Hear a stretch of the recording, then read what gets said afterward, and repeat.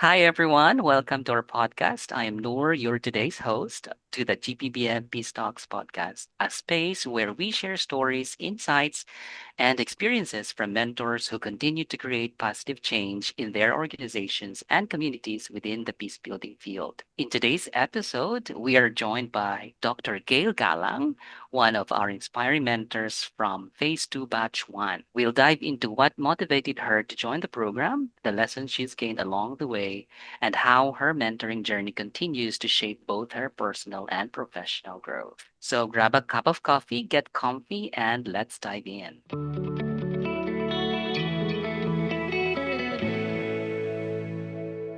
Hi, Miss Gail. Thank you for taking the time to join us today, despite your busy schedule. To start off, could you tell us about a bit more about yourself and how have things been since you completed the mentoring program? Hello, Noor. It's so nice to see you again. Of course, I still remember our happy days there in our mentors program. And since then, I still work at the Center for Peace Education here at Miriam College. And because I am a licensed psychologist, I also work as a professor and department chair of the undergraduate program of psychology here at Miriam.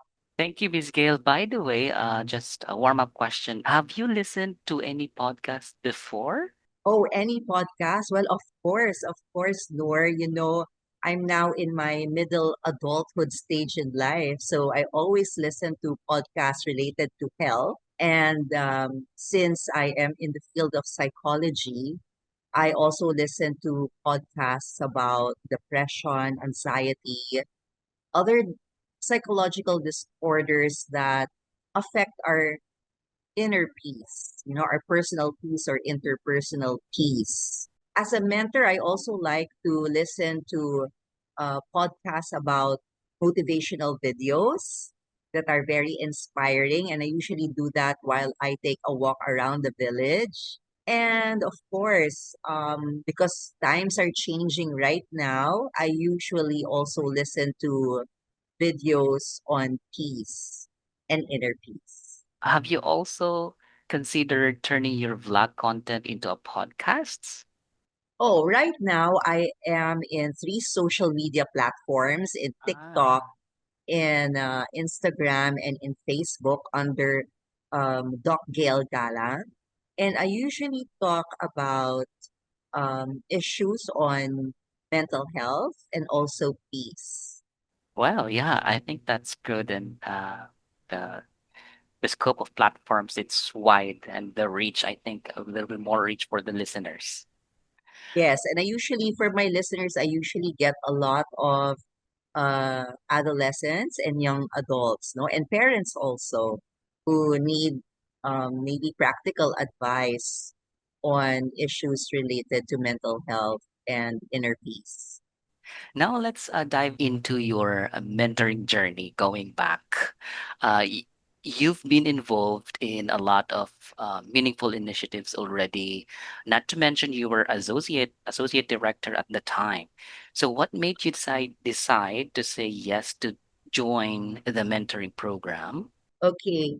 Thanks, Nor. You mentioned the Center for Peace Education at Miriam College, and I remain to be the associate director there. It was founded by our executive director, Dr. Loretta Castro, who is such an icon in peace and peace education here in the Philippines. And that center was established in 1997. The advocacies involve training and research, and of course, campaigns for peace. We partner with the Commission on Higher Education or other local government agencies because we believe that to reach peace, we have to teach peace. Okay? And so much of our advocacy falls on or centers on women, peace, and security. But because of my background, my interest is really peace psychology and mindfulness. And it's because I believe that inner peace is the heartbeat of world peace. I've heard that somewhere and it has resonated with me ever since.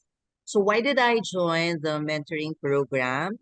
Well, the Center for Peace Education has long been a partner of the Mindanao Peace Institute. So it was very easy to say yes to the invitation. Most of my colleagues have already attended courses in MPI. And over the pandemic, the invitation to join the grassroots peace building program seemed so interesting. I don't regret it because ever since I completed that program, I gained so many friends from Mindanao, and I have now a better appreciation of Davao itself, where all the training sessions happen. Now, throughout your time as a mentor, what has been your favorite or most memorable experience? Oh, there are a lot. You know, the activities facilitated by, of course, Ashok and Florina always led to deeper insights. So first we would have fun, through games, but after that we gather for deeper insights. So I learned that mentoring is a skill that can be learned and improved, especially if you practice it. Okay, so usually the activities would involve sharing input from our facilitators and insights from the participants who I think are so experienced in the field of peace building. And I remember the time that we went to Malagos. I Uh, think that was super memorable, and really the environment led itself into more insights, no? Especially in particular, remember the river activity we had yeah, where we were all holding into a river. rope and climbing upstream. Hmm. Remember that? Yes. Yeah, that was so fun. And I also like the communication activities. Um, all the simulated activities that bring about values like trust, empathy, Mm. unconditional positive regard. And these are all the same skills that I use as a psychologist or a psychotherapist. Your batch must be lucky. I think it that kind of activity didn't follow to with the next with the succeeding batches. Now, yes, going deeper. So, are there any other skills or tools from the program that you've carried into your work or personal life? Yes, the skills that I have already as a peace advocate and a mental health practitioner have deepened because of the mentoring program that I attended in MPI, particularly certain skills that are very, very important. Like for example, in peace, we always talk about non-judging. Okay? In a world that's full of judgment and stereotypes and bias and prejudice, judging is very important. When you have a mentor or when you have a mentee or when you have a client in psychotherapy, it's when you observe your thoughts and experiences without labeling them as good or bad. So I remember in our sessions, Florina and Ashok, we're always listening and acknowledging or validating our experience. Neither was good or bad. Also, patience, number two. We accept things and take time to really understand and how things change in practice. Okay? And you have to just really be patient that things will happen gradually. No one is an expert mentor in the beginning. Yeah. Mm, So we all start um, and always having this beginner's mind, which is the third, yung approaching each moment as if it were the mm, first time. So when we were playing those games, we were kids again. And it was as if things were happening again for the first time, free of preconceptions and expectations. I would also say that trust is very important in a lot of activities that we did. We developed a sense of trust in ourselves and in our own experience, in our bodies also. And then non-striving is another skill that I have learned. It's to let go of any urge to have a specific outcome. You just have to be open mm, while you build your goals. Recognize that what you have at the moment is enough at that mm, moment. And also, of course, acceptance of the reality as it is without trying to change it. Yeah. This is not about being complacent, but being able to see things more clearly, accepting things as they are, and lastly, letting go. You know, when we are a mentor, we release thoughts, feelings, and judgments that arise rather than holding on to them because we believe that things can change always. Nothing is permanent. Now, in terms of your colleagues or organization after finishing the program, in what ways were you able to apply these? Well, immediately after the program, we engaged in several activities. One was a peace concert that we did. No, I did together with our mentees, and for this, we and it was pandemic at the time. I remember it was quite difficult, but we were able to mount a peace concert where we were able to raise funds for a partner school in Piquet, North Cotabato. That's Balom National High School. At that time, they only had one restroom, and their classrooms were always submerged in flood. You know, we didn't know about these flood controversies yet.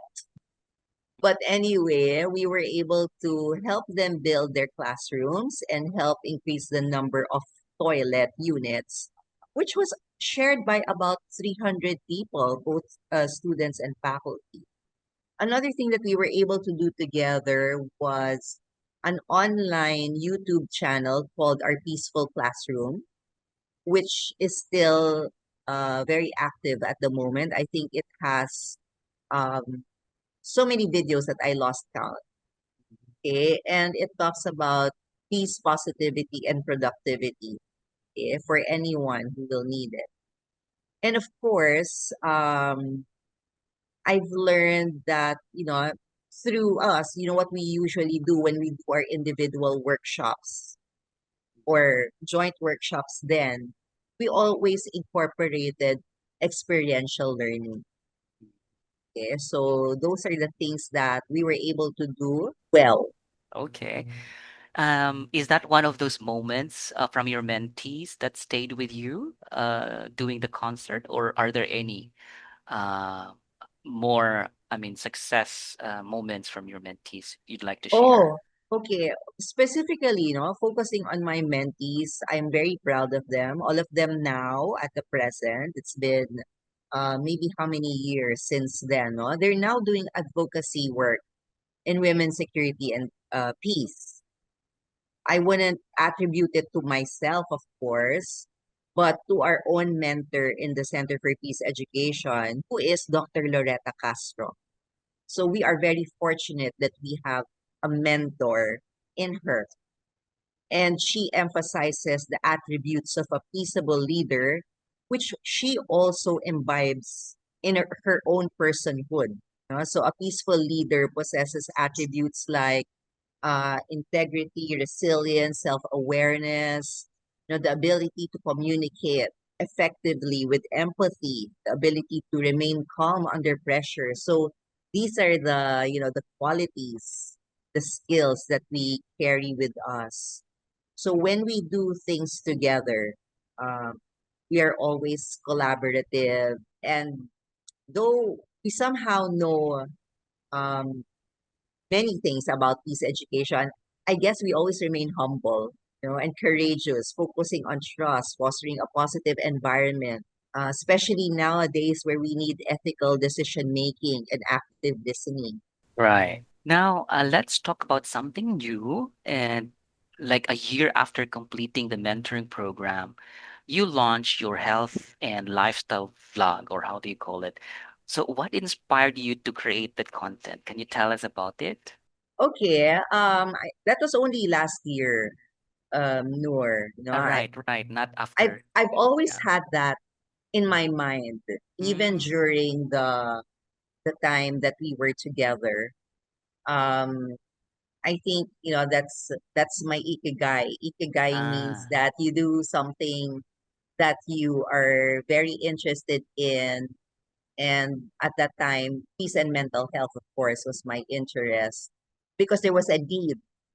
Yeah, and people were having mental health issues. They were right. having inner peace conflicts, and I knew I was good at it. as good at communicating in practical terms what I can do. And so I decided to do this health and lifestyle blog, which are in my three platforms: Facebook, Instagram, and TikTok. Mhm. And in less than a year, I think I am almost going to hit 10,000 followers in Wow. TikTok. And I'm so happy. That just means that, people can resonate with my Mm, content. So this is all about practical advice from a professional. The content is made easy to understand. Most of it are interesting content. Aside from psychology, of course, it deals with things related to interpersonal peace. Let's say in the workplace, you know, when people like to judge a lot, when there's so much bias and stereotype, when there's so much gossip and disharmony, okay, mm, when there is fear of missing out. So I like to talk about interpersonal peace. Also, there are issues on family, right? right. When how we relate to our adolescents as parents, what Mm, we tell them becomes their inner voice. So is it a voice of peace that we leave with them? So examples are what I just said, no? That would be my content. And it's so that people can be the best versions of themselves so that they can lead meaningful lives. So what I want is from breakdown to breakthrough, from success to significance. Okay? Many mm, of people we wow. talk to are very successful, but now we move into significance. What are you doing that has significance or impact in the lives of others? So things like that, Nor. Well, that's just nice, and this is, I think this is also very relevant to the program. This is just a side note. Would you be like willing to perhaps maybe in the future, no, if invited to be a facilitator, co-facilitator at MPI or in one of mentoring programs projects? Are you welcome to do it or? Of course, I'd say yes right away. Personal peace is very important because we cannot give from an empty cup. We always have to fill our emotional backpack with Mm. things that make us a whole person because it's very hard to give fragments of yourself, right? To people who need it, who are delicate and vulnerable. So we need all these basic skills. Okay. Now, what advice would you give to your fellow mentors or aspiring peace builders? Yeah, so as I said, you have to build your inner peace. I think that's very important for a sound mind and body. And some practical things, that we always forget, like we have to have quality sleep. A lot of people who don't sleep enough and they think sleep is a waste of time because they're busy. But we need sleep so that we can recharge physically and emotionally. We have to eat healthy because whatever we eat will affect our physical and mental health. We have to socialize with like-minded people, find our tribe, our allies, who also work for peace and who give us peace. I think as mentors, we have to show up on difficult days. There are days that we experience a lot of personal challenges. It's hard, to show up on those days.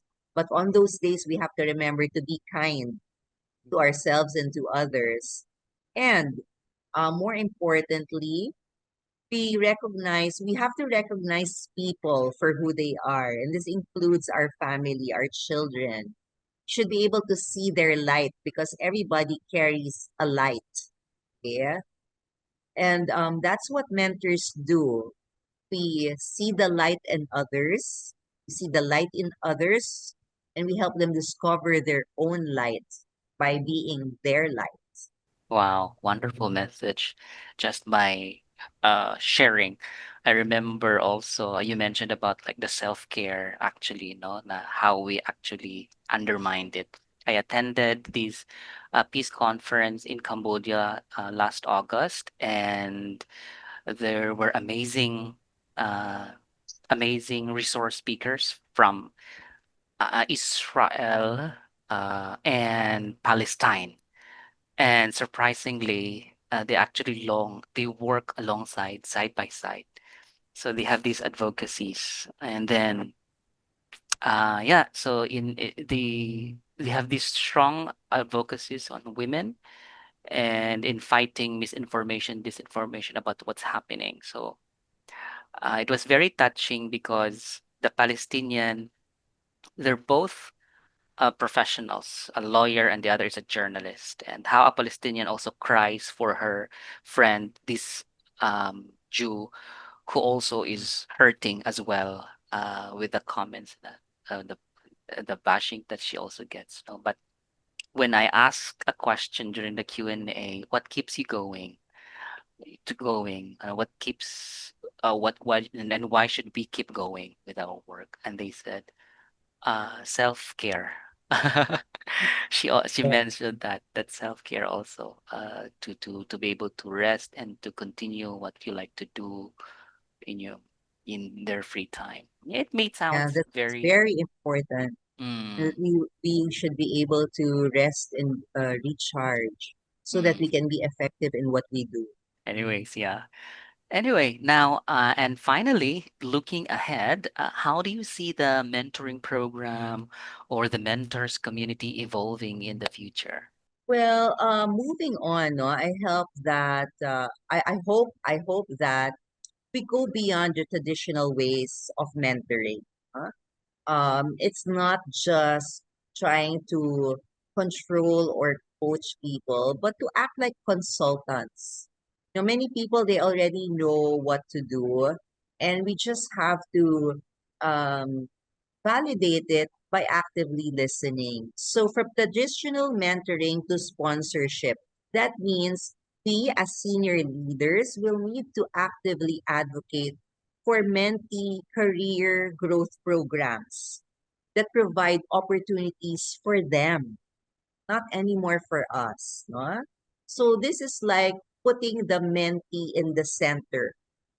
Okay? It is like giving a genuine interest on the mentee's success. Okay? And that is where we become significant. Okay? So this will involve, as I said, active listening, where mentors act as consultants, then coaches or controlling mentors. So I wish to see a shift from informal advice giving, no, to more goal-oriented approaches. Yeah, where clear objectives are set and where we can also really progress the track of our mentees. So that we Mm, can give feedback that they're doing well mm, in their journey. So mm, this requires intentionality and clear purpose. mm, Okay, I know, we are all very busy, but this investment on mentoring will ensure that we will have a future where young people can now emerge as the leaders mm, possessing right values. There are many leaders right now in the Philippines, but unfortunately, they don't have the right values, and that's why we're all in this mess. But mm, if we really focus on values formation in our mentoring, then we can expect a brighter future for our country. mm. Wow, wonderful message. Actually, yeah, so that's it. And maybe just a follow-up question, no? Um, yeah, if the given that the phase threes will end, no, by phase three, do you have thoughts? What could be the next phase would look like, for example, or how do you wish it to sustain? Yeah, because well, I To since imagine. we were mentored by Mm, great mentors, Ashok and Farina, and everyone else in MPI, right? So I yeah. wish now that the baton will be passed Mm-hmm. to those who were trained so that maybe in the training programs, which I think you do, you invite those who are participated in the programs to co-facilitate, no? But maybe we can also add in our own expertise and develop other programs that might be of interest to your other future students. So Yeah. definitely we have to be able to sustain that energy. Mm. And also, actually, if I'm just made just to add lang personally, the trademark really of the mentoring program is the character development. This is what each mentor would really share more, how they have improved, how they become more humans. No, Yes, yes. yeah, with the changing, What yeah, I like about the mentors program really is where everyone is just really very humble and open about yes, their own strengths. You know, you mm, don't see anybody there grandstanding. Now, I am like this, I'm like that, I possess this and that. Everyone um, comes in contributing to a mm, common goal. And it is solidified by our friendship. So until now, I'm so grateful that because of this program, I have met Joel and mm, Zar and Paolo and Anna uh, and Cher, right? mm, yes, And and the others, okay, mm, and Brosh mm, and yes. Jen. So we've become a Uh, family already. Actually, yeah, and then that's the reason why we're kind of reflecting because the last batches last year, this year, we didn't have from Luzon. So we're thinking of getting mentors from Luzon again this time for the last batch of the phase. Okay, we're looking forward to that. Please make Yeah. it happen. Thank you so much, Dr. Gail, for sharing your journey and thoughts with us. Your story is a great reminder of how mentoring continues to grow beyond the program into every part of life and community. Thank you, Noor. Always a pleasure. Be in touch and no farewells. See you again.